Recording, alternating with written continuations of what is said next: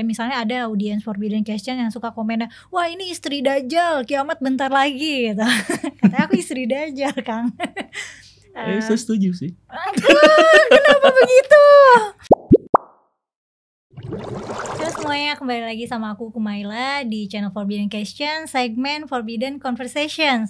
Dan di episode kali ini aku punya tamu yang spesial yang sebelumnya juga pernah datang. Ya karena itu nggak spesial lagi.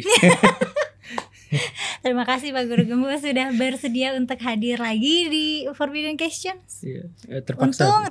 Terpaksa. Untung nggak kapok ya, nggak kapok. Enggak kapok. Baguslah. Soalnya aku masih punya pertanyaan lanjutan dari episode sebelumnya. Nah sebelumnya tuh aku nanya pertanyaan gak sopan. Banyak yang marahin aku, katanya aku pertanyaannya gak sopan gara-gara nanya, kok Pak Guru masih muslim? Kok gak murtad?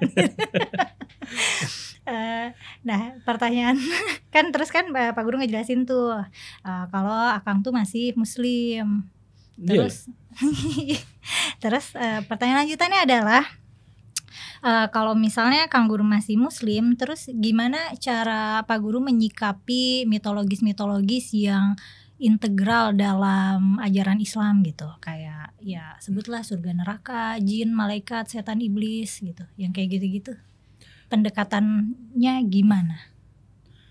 Tapi sebelumnya saya pengen menyampaikan yang tadi itu. Apa? Itu kan tidak sopan pertanyaan itu. Masih muslim gak sih gitu kan? Yeah. Kalau misalkan itu dianggap sebagai sesuatu yang tidak sopan, lalu kenapa masyarakat Indonesia justru malah mempertanyakan itu? Kan masyarakat kita itu kalau misalkan ada seorang tokoh terkenal, maka hal pertama di Google yang dia cari itu adalah agamanya apa nih? Iya. Nah kan jadi sebenarnya itu kalaupun itu dianggap sebagai sesuatu yang tidak sopan, ya kenapa juga masyarakat kita menjadikan itu sebagai adat? Tapi sebenarnya untuk orang-orang timur, karena identitas keagamaan itu adalah perlu, maka kita sepakati aja bahwa pertanyaan itu adalah pertanyaan yang lumrah. Dan karena itu mempertanyakan Pak Guru masih muslim, ya itu juga sebenarnya adalah sesuatu yang wajar gitu. Dalam kaitan bahwa pertanyaan itu dan jawaban itu sebenarnya juga hanya jawaban yang bersifat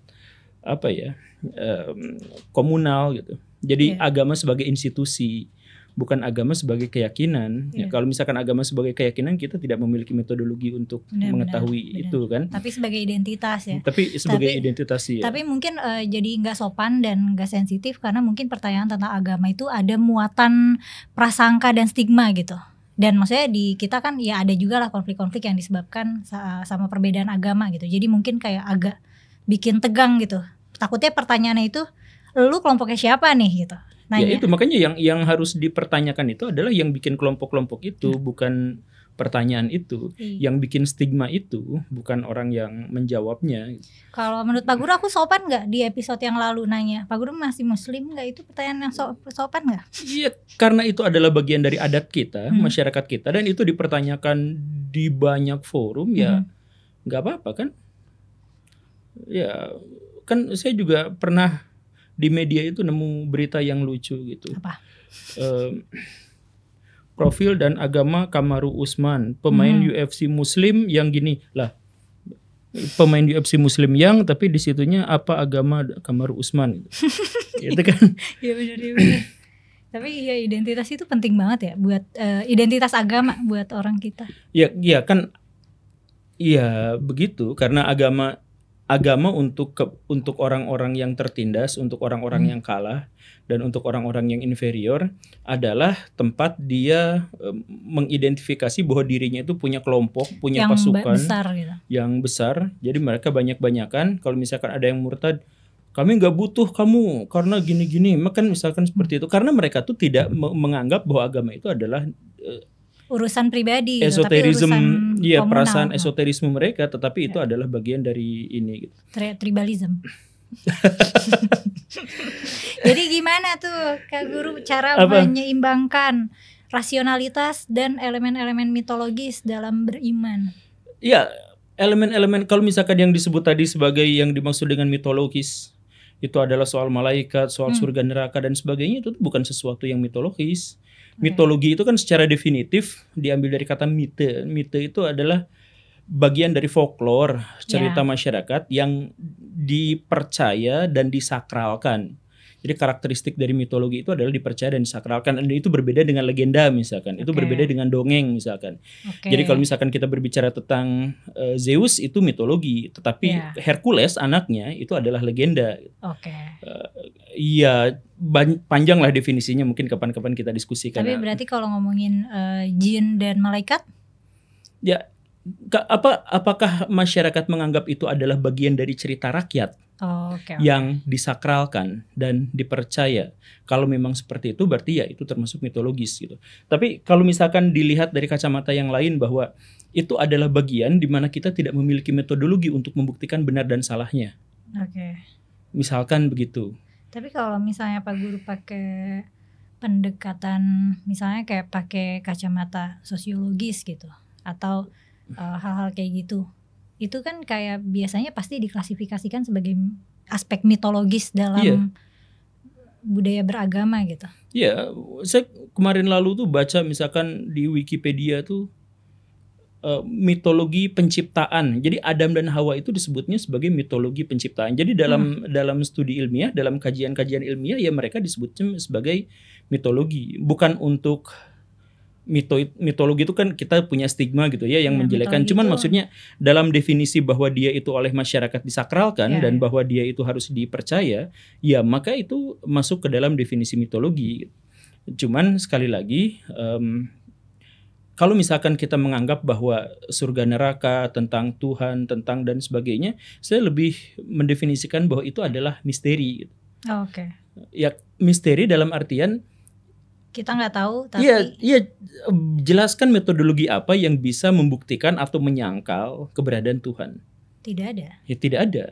Sekaligus tidak ada juga metode yang bisa membuktikan eksistensi Tuhan gitu. Bahkan definisinya pun kan kita tidak sepakati. Gitu. Jadi kalau misalkan definisinya tidak kita sepakati, bagaimana kita punya metodologi? Dan kalau kita tidak memiliki metodologi untuk membenarkan atau menyangkal, ya sepenuhnya itu menjadi kepercayaan. Dan seperti yang sering saya sampaikan, yang dimaksud dengan kepercayaan itu kan penerimaan kita terhadap sebuah informasi yang tidak bisa terbukti secara indrawi gitu. Ya jadi itu pada akhirnya bukan pada ranah logis gitu, bukan pada ranah rasionalisme gitu, tapi ada pada ranah emosional bahwa misalkan saya menerima kepercayaan terhadap Tuhan dengan definisi yang begini dan begitu gitu. Ya sah-sah saja dan itu di luar rasio gitu. Karena gak ada metode rasio yang bisa menjelaskan itu gitu. Ya ada sih misalkan, tapi kan sepenuhnya adalah spekulatif gitu. Tapi kan itu menjadi mempengaruhi mentalitas masyarakat ya nggak sih, misalnya jadi ada orang-orang yang misalnya berbuat baik karena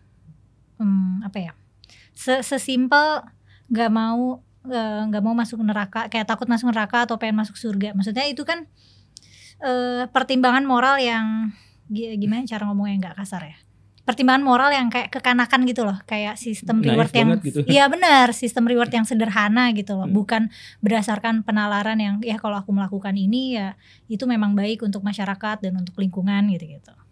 Terus atau misalnya manifestasi percaya aspek mitologis juga masyarakat jadi ini banget, jadi tapi coba saya salah karena ya kurang lebih saya sudah ngerti maksudnya. Anggaplah misalkan bahwa perilaku saya dalam berbuat baik bermotif kemanusiaan misalkan. Dan itu dianggap lebih dewasa daripada karena itu menyangkut masalah mitologis gitu, surga dan neraka. Anggaplah surga dan neraka itu adalah naif banget lu, kanak-kanakan gitu. Mendingan benar dan salahnya itu adalah tergantung pada sudut pandang manusia. Humanisme langsung gitu. Lihat dampak yang ada di bumi gitu loh. Ya. Nah, masalahnya humanisme juga sebenarnya kan kekanak-kanakan. Humanisme itu didasarkan pada antroposentrisme. Antroposentrisme itu didasarkan pada bahwa kita adalah makhluk yang paling tinggi, superior, dengan tingkat kesadaran yang lebih tinggi daripada daripada makhluk yang lain, sehingga misalkan kita akan marah-marah ketika manusia disakiti, tapi di waktu yang bersamaan kita menyakiti hewan, merusak hewan, mengganggu lingkungan dan sebagainya. Jadi humanisme adalah awal mula dari kehancuran bumi, lingkungannya. Karena apa? Karena misalkan manusia merekayasa ayam agar 30 hari bisa disembelih. Dan itu benar-benar merusak kehidupan si ayam itu, tetapi demi humanisme, antroposentrisme itu. Nah, jadi itu anggaplah kekanak-kanakan. Lalu kita masuk level berikutnya, kita pindah misalkan pada biosentrism. Biosentrisme itu adalah bahwa manusia dan hewan itu setara. Karena sama-sama secara biologis kita tuh hewan. Gitu.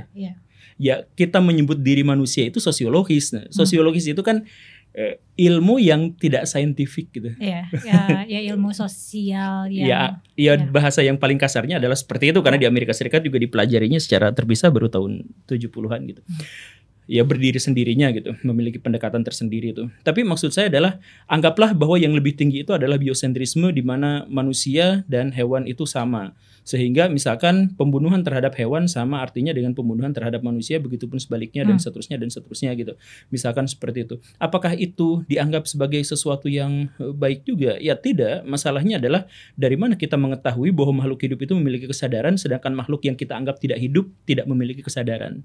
Kan kita spekulatif dalam hal itu. Benar. Tapi kan tingkat spekulatifnya kalau motifnya akhirat itu jauh lebih abstrak gitu. Kalau misalnya sisi adversity-nya dari sisi pertimbangan karena humanisme atau spesisisme tadi apa biosentrism itu kan karena maksudnya dampak itu bisa kita lihat nih, bisa kita kaji ulang gitu. Oh ternyata keputusan yang itu gak baik nih untuk ekosistem apa atau apa gitu. Jadi kayak dampaknya bisa kelihatan. Tapi kalau misalnya motifnya pure akhirat itu kayak bener-bener abstrak yang nggak tahu gitu. Itu makanya aku bilangnya saya paham. Cuman maksud saya bukan seperti itu. Maksud saya adalah kalau itu dianggap sebagai kekanak-kanakan dan itu menciptakan konflik dan itu sebenarnya ya ampun nggak rasional banget gitu. Ya pada dasarnya kita seluruhnya itu emang nggak rasional gitu.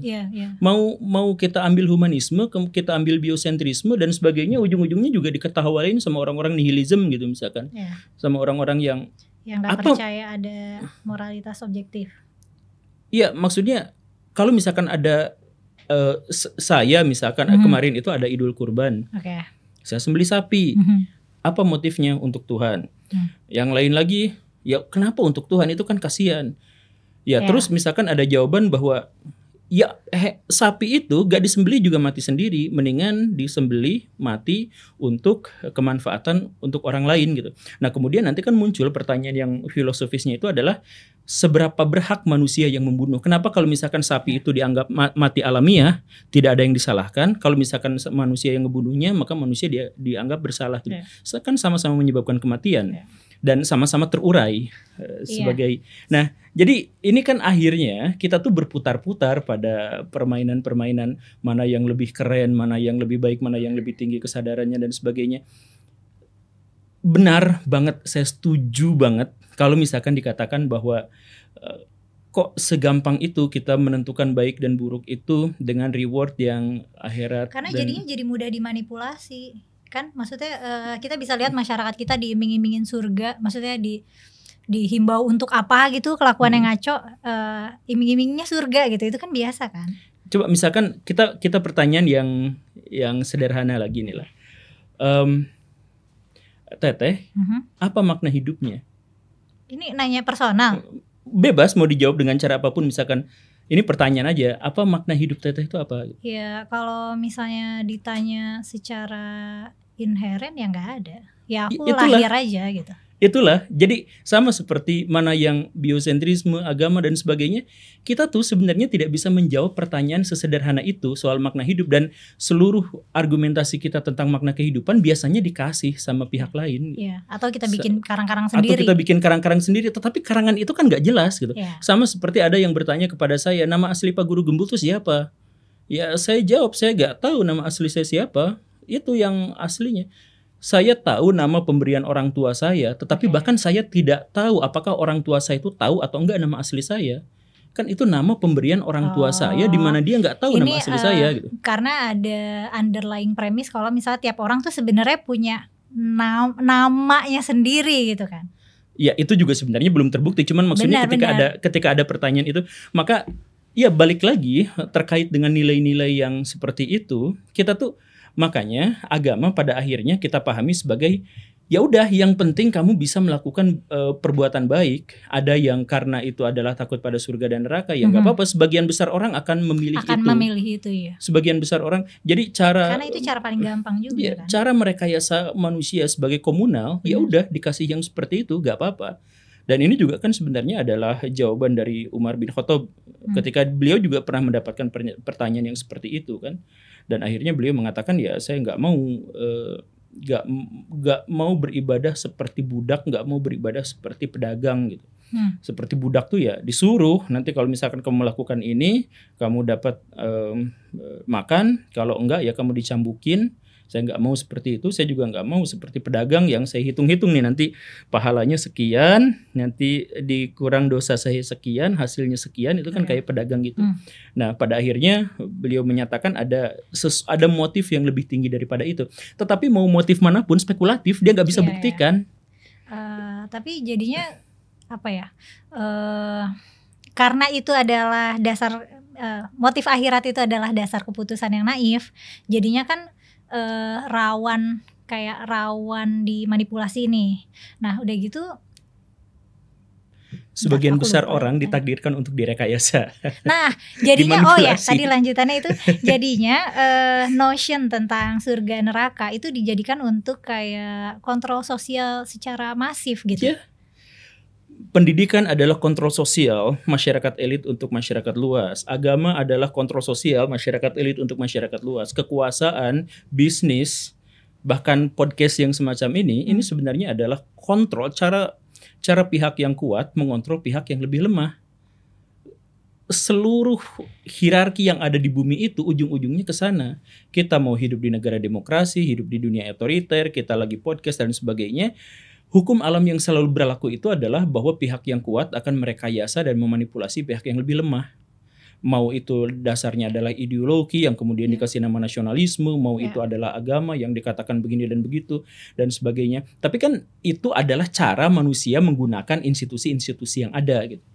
Sekali lagi bukan terkait dengan, kan ada kemerdekaan di otak kita tuh, di mana kita gak diintervensi sama orang lain karena orang lain gak tahu isi otak kita. Nah itu yang gak bisa di apa-apain tuh kan itu. Tapi aku gak yakin semua orang punya space merdeka itu loh, punya ruang merdeka itu, aku gak yakin. Ya jelas enggak. Cuman maksudnya gini, kemerdekaan itu didapat dari ketika dia tidak bergantung pada sesuatu yang lain. Jadi kalau misalkan Indonesia bisa didefinisikan masih terjajah ya karena kita baju aja buatan luar gitu. Jadi kita masih terjajah. Tapi di benak kita bahkan memilih untuk tidak merdeka pun itu adalah pilihan di benak kita. Jadi itu adalah kemerdekaan. Saya merdeka untuk memilih tidak merdeka gitu. Dan akhirnya udahlah nggak usah pikir-pikirin yang kayak gitu, nanti itu murtad. Udahlah nggak usah. Nah itu kan wujud dari kemerdekaan dia. Memilih untuk tidak merdeka gitu. Memilih untuk tidak merdeka misalkan karena dia takut misalkan terhadap neraka, dia masih menginginkan surga dan sebagainya. Itu juga kan sebenarnya pikiran dirinya sendiri gitu. Dia ambil dari situ. Ya udah dia wujudkan dalam perilaku, oh berarti saya harus menjadi seperti ini. Tapi ketika sudah mewujud akhirnya dia tidak merdeka karena banyak itu, tapi ketika masih dalam otak ya sepenuhnya dia yang milih. Kan bahkan saya juga nggak tahu misalkan fantasi teteh tuh kayak gimana gitu, apakah kan ya itu mah urusan karena di dalam kepalaku. Iya. Tapi berarti kalau misalnya kayak gitu topik apa ya? Kayak filsafat moral dan etika itu masih penting gak untuk dipelajari? Kalau orang udah punya framework, kayak dikotomi gitu, surga atau neraka. Coba filsafat moral siapa yang mengkajinya? Para filosof yang jumlahnya sangat sedikit. Artinya ketika mereka mengeluarkan teori-teori, berarti mereka juga sedang berupaya memanipulasi dan merekayasa orang-orang yang tidak memikirkan tentang hal itu. Tapi kan yang memikirkan ini mereka kan punya dasar gitu, punya kerangka pikir, punya framework gitu. Kenapa mereka menghasilkan pemikiran-pemikiran itu gitu? Iya, kerangka pikir itu nggak terbukti gitu. Iya benar, tapi kan bisa jadi evidence untuk argumen gitu. Iya bisa.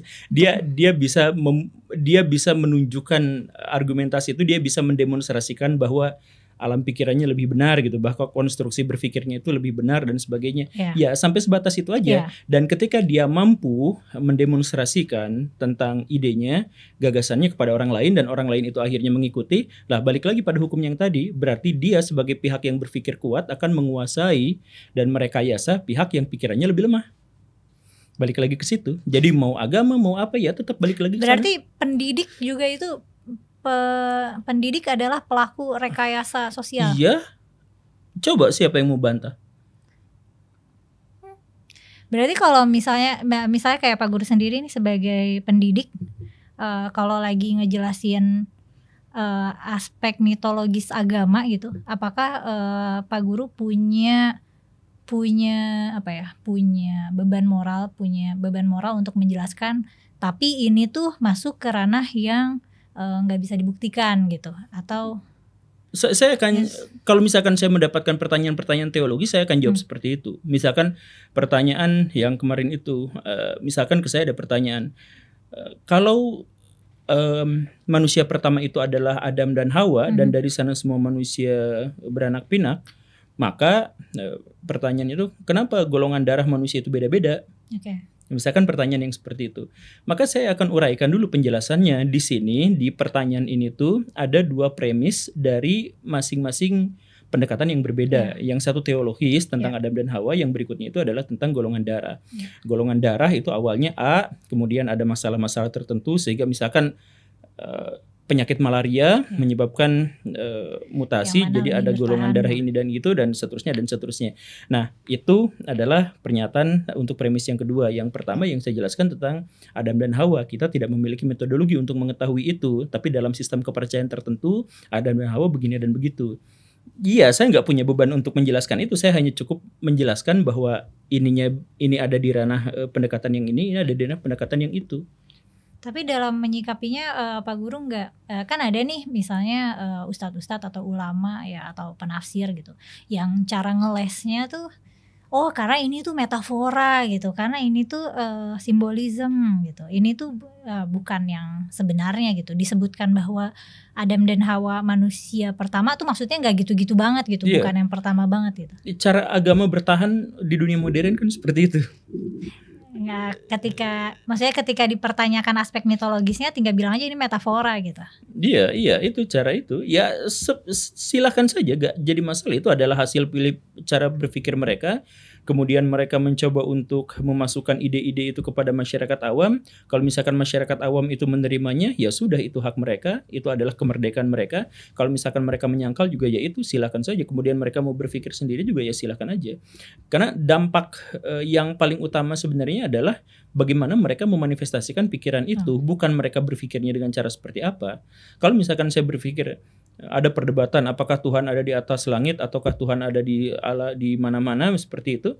Nah, jawaban dari pertanyaan itu gak masalah. Yang jadi masalahnya itu adalah setelah mereka mengimani satu kepercayaan atau satu kesimpulan, apa yang mereka lakukan. Ada yang memaksakan bahwa kamu harus percaya bahwa Tuhan itu ada di atas arasy, kalau tidak kamu musyrik. Nah itu yang jadi masalahnya di situ, bukan pada kepercayaannya. Dan berarti kalau ngomongin manifestasi kepercayaan, manifestasi perilaku karena kepercayaan, kan kita sering nih kalau ngelihat netizen di internet, misalnya ada Arab Saudi ngirimin Miss Universe, wah ini bentar lagi kiamat gitu, atau Uni Emirat Arab buka pabrik bir, wah ini bentar lagi kiamat gitu. Jadi kayak warga tuh kayak apolitikal banget gitu. Ini kan manifestasi perilaku dari percaya kiamat ya. Belum lagi aspek-aspek mitologisnya gitu. Kayak misalnya ada audience Forbidden Question yang suka komennya, wah ini istri Dajjal, kiamat bentar lagi gitu. Katanya aku istri Dajjal, Kang. Saya setuju sih. Kenapa begitu? Ya gak jadi masalah untuk orang yang tidak percaya pada Dajjal kan. Ya enggak, tapi kenapa? Kan kalau misalnya aku dibilang istri Dajjal gitu, itu kan berarti kan ada muatan judgementnya gitu. Nah, butir-butir judgementnya apa gitu? Iya, judgementnya. Menurut Pak Guru aku cocok jadi istri Dajjal. Enggak sih. Tapi kenapa itu make sense buat Pak Guru? Maksudnya kenapa menurut Pak Guru masuk akal kalau ada kelompok audience Forbidden Question yang suka bilang aku istri Dajjal ya?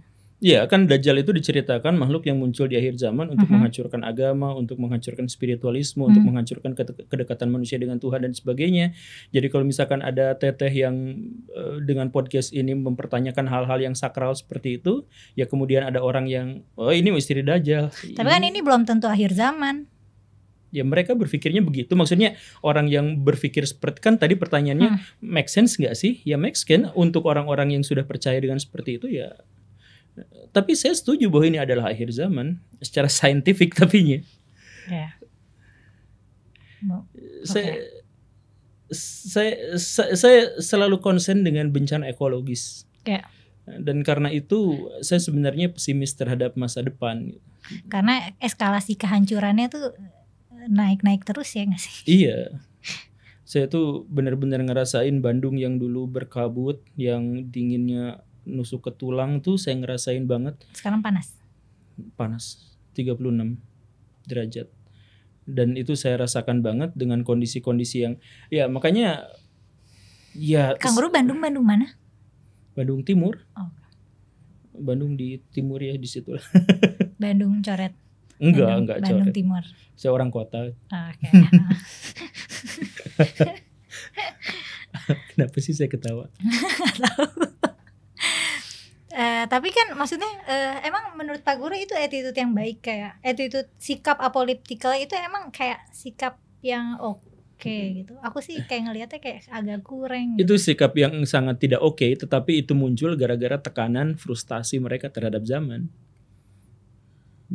Jadi saya melihat misalkan kalau ada anak nakal, saya anggap bahwa itu adalah anak nakal, tetapi sebagai manusia dia punya latar belakang kenapa dia nakal. Oke. Dan itu bisa aja menjadi pemakluman atas ya wajarlah dia nakal, orang dia begini dan begitu kan. Jadi sebagai gagasan kita bisa keberatan, kita bisa bentrok, kita bisa berargumentasi, tetapi sebagai manusia kita harus lihat latar belakangnya. Jadi manusia selalu berpikir, pikiran manusia itu adalah reaksi kan sebenarnya. Reaksi dalam tanda kutip atas takdir yang telah menimpanya. Jadi kalau misalkan misalnya ada orang yang murtad, kemudian dia mencerca agama sebelumnya, sebagai gagasan ayo kita berdialektika, tetapi sebagai pribadi ya kita bisa pakai pendekatan Freud misalkan, kenapa dia bisa seperti itu, jangan-jangan masa lalunya begitu. Kang bacanya nggak pakai Sunda. Kan orang Sunda. Freud ya. Freud. Tadi aku mikir dulu lagi. Kang Guru ngomongin siapa gitu. Iya. Kalau Jung tuh Jung beneran gak sih? Jung. Oh, Jung. Orang Sunda pada gitu. Carl Jung, Jung Freud. Tapi lebih ejanya lebih bagus. Freud aku. Ya kan aku Sukabumi. Gede di Sukabumi. Iya. Ini orang hubud dunia. Iya, hubud dunia Sukabumi. Aduh lucu lagi. Hubud dunia Sukabumi. Iya, jadi dalam konteks itu kita tahu siapa yang masuk neraka. Ya kan, orang-orang yang hubud dunia itu. Orang-orang Sukabumi. Orang Sukabumi itu udah kotanya kecil, nggak pernah disinggahi orang, ya dihujat juga. Aduh. Ya tapi maksud saya ya kita hargai aja pandangan-pandangan manusia berdasarkan latar belakang kenapa mereka bisa memikirkan itu. Kan sebagian besar manusia sekarang itu adalah manusia yang ketakutan. Ya kalau misalkan sampai sebatas bahwa rasa takut itu harus dilampiaskan dalam bentuk iya mental kawanan gitu. Ya saya jelasin aja bahwa mereka punya penyakit mental kawanan gitu ya, tapi ya silakan aja karena disitulah mereka dapat kenyamanan. Tapi kalau misalnya dampak dari percaya aspek-aspek mitologis ini memunculkan manifestasi perilaku yang kurang gitu, emang Pak Guru nggak merasa harus ada koreksi budaya? Ya harus, ya makanya pada bagian dia percaya pada sesuatu ya silahkan, tapi pada bagian dia mewujudkan itu, nah itu yang jadi masalahnya gitu. Karena kepercayaan itu ada dalam benak di mana kita merdeka untuk percaya apapun, bahkan merdeka untuk tidak menyampaikan kepercayaan kita yang sesungguhnya. Iya, benar-benar. Dan itu berarti cara apa ya? Ya mungkin perspektif Pak Guru sebagai guru gitulah. Itu cara membuat apa ya, masyarakat sadar gitu kalau misalnya ini tuh perilaku yang kurang loh kalian kayak gini. Ya itu makanya dengan rekayasa massa, dengan orang yang memiliki argumentasi, memiliki kesadaran harus merekayasa dan memanipulasi orang-orang yang tidak memiliki itu. Jadi misalkan saya naik motor di jalan raya, kemudian saya tidak pakai helm. Hak saya, bahkan ketika saya mati pun hak saya. Tetapi ada orang-orang yang berkesadaran bahwa naik motor tanpa helm itu menghasilkan risiko yang lebih besar, maka dia berwenang untuk mengatur saya. Jadi kamu harus pakai helm, kan begitu. Ya pada akhirnya manusia itu adalah makhluk komunal gitu. Manusia itu adalah kita bisa berbahasa, kita bisa berbudaya, kita bisa bikin gedung seperti ini adalah karena komunal, karena kita itu ada dalam satu kesatuan masyarakat yang besar gitu. Kita hanya bagian dari sel-sel kecil dalam sebuah organ tubuh yang besar atau dalam satu individu yang kita tidak kenal, kita cuma sel-selnya aja gitu. Nah, pikiran kita adalah untuk diri kita sendiri, tetapi tindakan adalah bertanggung jawab terhadap organ yang lebih besar. Jadi dan terhadap orang lain juga. Iya. Jadi misalkan kalau ada orang yang misalkan saya ateis, kemudian menghujat yang lain, atau misalkan saya murtad, kemudian menghujat agama lamanya. Saya mu'alaf, kemudian menghujat agama yang lamanya. Nah, pada bagian tindakan itulah dia harus bertanggung jawab. Ide-idenya yang spiritual, yang apa ya tidak berhak dihakimi sama orang lain. Itu kemerdekaan untuk dirinya sendiri. Oke. Tapi kalau misalnya mungkin gini, Pak Guru percaya hantu-hantuan nggak? Saya membuka kemungkinan untuk itu. Tapi percaya nggak? Percaya atau nggak tahu? Saya percaya. Tapi kalau misalnya kayak yang superstitious gitu, misalnya apa ya, sihir. Ya dalam makanya saya bilang saya membuka kemungkinan untuk itu dalam artian saya percaya atau tidak percaya, tapi saya tidak memiliki bukti konklusif gitu. Jadi misalkan begini nih. Jadi kayak attitude-nya apa? Kayak attitude agnostic deist gitu. Kalau dalam konteks Tuhan. Oke. Kalau soal hantu ya, tapi kalau soal ini buat hantu gitu. Cuman nggak tahu istilahnya apa. Cuman biasanya kalau buat Tuhan itu istilahnya agnostic deist gitu. Dia percaya Tuhan, tapi ya nggak tahu Tuhan itu apa dan gimana. Tapi ya percaya gitu. Ya kalau misalkan untuk Tuhan itu saya udah selesai di situ, saya gak akan ini. Itu udah final, itu keyakinan saya. Tapi kalau misalkan soal hantu atau misalkan yang hal sihir, santet dan sebagainya, misalkan ya santet, saya tidak percaya, tapi saya membuka kemungkinan siapa tahu suatu hari nanti saya akan berubah pikiran gitu ya, masih terbuka untuk itu. Misalkan soal sihir bisa aja ada di masa depan ada sains yang akhirnya bisa mengkonfirmasi bahwa itu mungkin saja atau itu bisa saja gitu. Ya bisa aja. Atau misalkan ternyata hantu itu adalah makhluk dari dimensi lain atau dari masa depan, atau sebenarnya kita tidak pernah ada, yang ada itu sebenarnya adalah sistem komputer di mana lagi ada gangguan, lagi ada virus. Nah, virus yang dimaksud itu jadi ada hantunya. Ya saya buka aja kemungkinan untuk itu. Kayak premis film horor. Ya saya nggak mempercayainya, cuman maksud saya adalah saya terbuka pada kemungkinan itu gitu. Aku tahu. Tapi kalau misalnya Isra Mi'raj apa? Ya gimana Pak Guru nyikapinnya? Bahwa Nabi Muhammad itu mengalami pengalaman itu. Traveling dari Mekah ke Yerusalem ke langit pulang lagi. Saya mengimaninya, tapi pada bagian apakah jasadnya ikut atau tidak, atau bisa jadi itu kayak pengalaman ruh doang gitu. Ya itu saya gak mau ikut campur urusan itu. Mungkin aja tidak seperti itu, mungkin seperti itu dan sebagainya. Makanya beli buku ini. Ini ada iklannya ternyata. Oh iya, ada iklannya gitu. Teman-teman, aku udah ada slot iklannya ya kalau mau ngiklan gitu.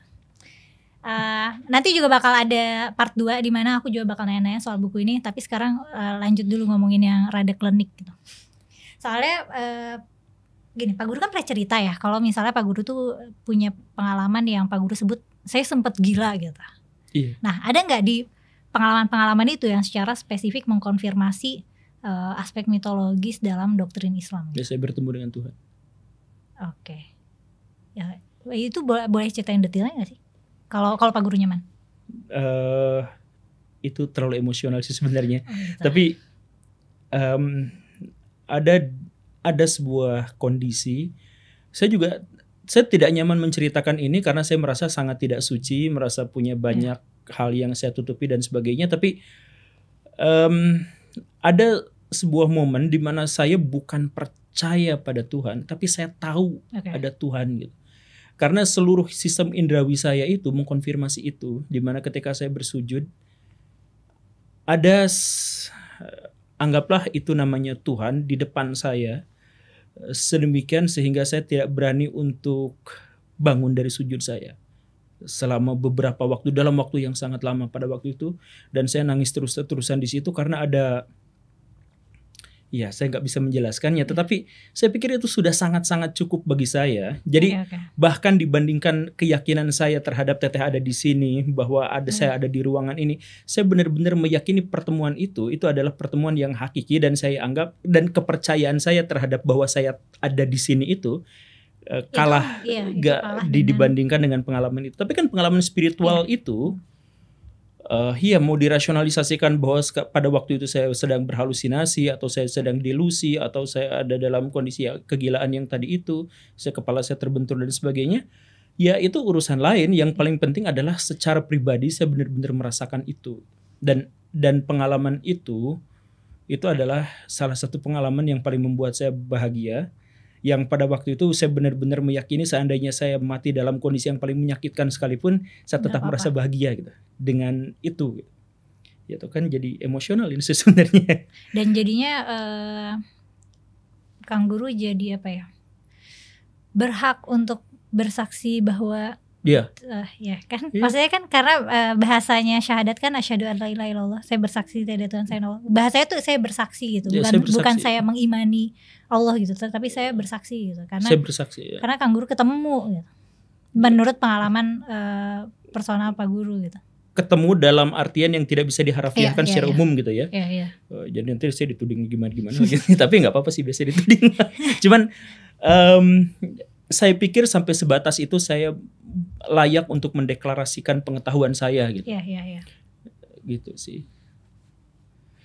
Tapi berarti waktu pas Kang Guru bilang beberapa bulan sempat gila, terus setelah momen itu sembuh? Iya, sembuh.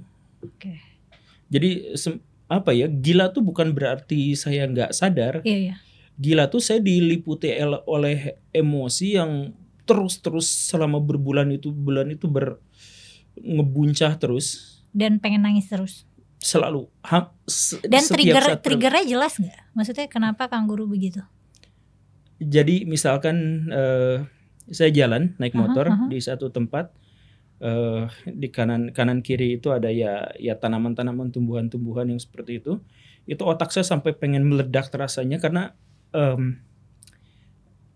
saya merasa bahwa saya mendengar zikir mereka semua itu pengen meledak secara harfiah tuh, kepala saya tuh pengen ini karena penuh sekali. Jadi pendengaran itu menutup segala sesuatu gitu. Nah misalkan perasaan seperti itu ya silakan mau ditafsirkan sama orang lain seperti apa, tapi saya benar-benar mengalami itu gitu. Atau misalkan dan itu salah satu konfirmasi juga ya nggak sih, yang katanya hewan dan tumbuhan bertasbih gitu. Iya, jadi ya bisa aja dikatakan secara rasional bahwa karena saya muslim dan sejak kecil diajarkan bahwa tumbuhan itu bertasbih, jadi religius psikosisnya begitu gitu. Ya bisa aja kan seperti itu ya, tapi setidaknya saya mengalami itu gitu. Jadi misalkan ketika ada orang yang ngasih saya buku, sampai gimana gitu. Ya itu ngerasain banget itu. Jadi teman-teman saya di WA-in semuanya dengan tapi saya sudah melewati masa-masa itu gitu. Dan sekarang rasanya tenang, tentram. Iya. Jadi saya merasa bahwa saya punya tujuan hidup, saya punya kepastian. Jadi saya tidak akan meraba-raba lagi tentang apa makna hidup dan sebagainya. Karena yang waktu pas lagi gila itu lagi meraba-raba hal-hal itu. Saya juga nggak tahu kenapa itu saya alami. Triggernya nggak jelas ya, nggak bisa Kang Guru pinpoint gitu. Kayak kenapa jadi begitu gitu. Iya, kalau kronologisnya sih dimulai dari mimpi sih sebenarnya, tapi ya terlalu panjang lah diceritakan. Dan ibu saya juga tidak nyaman kalau saya cerita ini. Oh, nggak nyaman kalau Kang Guru cerita ini di publik ya, di forum publik ya? Ya karena itu karena sangat melukai orang tua. Oh, kalau cerita kenapa triggernya itu? Ya karena itu menyangkut masalah keluarga. Bukan, menyangkut masalah kematian. Oh, oke. Jadi dulu tuh saya tuh minta mati ke setiap orang. Ya tentu saja sebagai orang tua. Iya, dan itu bikin orang tua khawatir nih anak kenapa sih? Iya, iya makanya. Aku lupa, boleh ingetin lagi nggak itu waktu Kang Guru umur berapa? 22-23. Masih muda. Iya, berarti itu udah. Aku nggak tahu sih umur Kang Guru berapa sih? Boleh dikasih tahu nggak sih? Enggak boleh. 39. 39. Oh, berarti itu udah. Ya segitulah setengah. Tapi berarti. Jadi maksudnya secara pribadi saya bisa mempertanggungjawabkan apa yang saya percayai gitu. Karena kan itu emang pengalaman milik Kang Guru. Pengalaman pribadi aja gitu. Ya mau orang lain mau percaya mau enggak ya urusan, tapi ya saya merasakannya begitu. Kan enak kalau udah gitu ya. Iya. Tapi emang sebenarnya cara kita menyikapi cerita pengalaman spiritual yang subjektif, ya emang kita nggak bisa ngebantah gitu. Ya, kita cuma bisa nerima, benar. Iya. Benar. Iya, jadi ya sudah. Jadi kalau misalkan ada orang-orang yang bertanya, ya banyak, Pak Guru kan udah banyak baca buku, kenapa masih beriman? Ya enggak apa-apa, emang kenapa? Berarti dalam menyikapi aspek-aspek mitologis ini Kang Guru mengimaninya secara literal ya, bukan secara metafor gitu atau secara simbol. Enggak, ya tergantung apa juga itu, kalau misalkan soal surga, neraka dan sebagainya. Malaikat, jin, pokoknya yang aspek-aspek yang nggak bisa dibuktikan ada, nggak bisa dibuktikan nggak ada gitu. Saya pernah bikin video misalkan bahwa bidadari itu tidak ada. Kenapa? Ya kan itu sebenarnya juga sudah dijelaskan, kalau misalkan dipahami bahwa surga dan neraka itu misalkan kenikmatan di surga itu tidak terbayangkan, tidak pernah terimajinasikan bahkan, maka cerita-cerita tentang bidadari sudah pasti itu adalah berupa majas. Oke. Ya sederhananya begitu kan.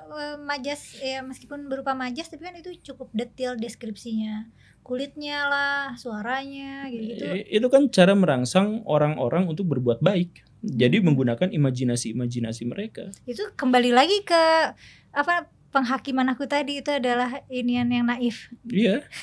Iya, tapi masyarakat itu kan bisa mengontrol masyarakat pada akhirnya. Meskipun naif, tapi kan itu sederhana, mudah dicerna, sehingga untuk mengkontrol masyarakat secara masif itu efektif. Iya. Gitu.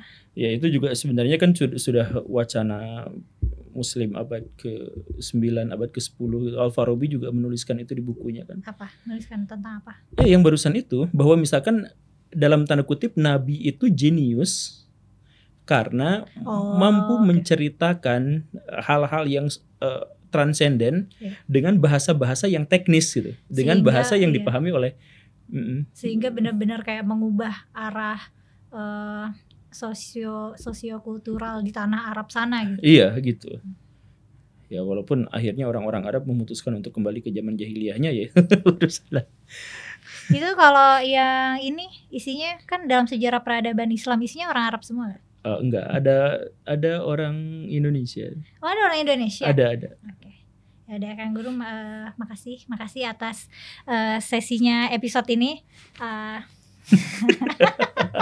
Kenapa harus pegang perut, kenyang tadi makan siang. Saya ditraktir.